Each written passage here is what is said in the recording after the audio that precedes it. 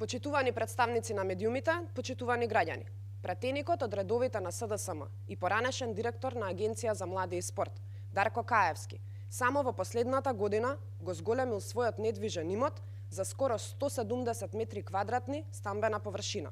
Каевски во анкетниот лист навел дека новостекнатиот недвижен имот е стекнат по пат на наследство, исто како и претходните недвижнини. Неговиот имот брои 3 стана, куќа и деловен простор. Дали ова е начин да се сокрие вредноста на стекнатиот имот, поради што би се отвориле прашања како и на кој начин е стекнат имотот? Како со државна плата се обезбедува волкав имот и колку време му е потребно на работникот со просечна плата да го обезбеди ова ниво на стекнат имот?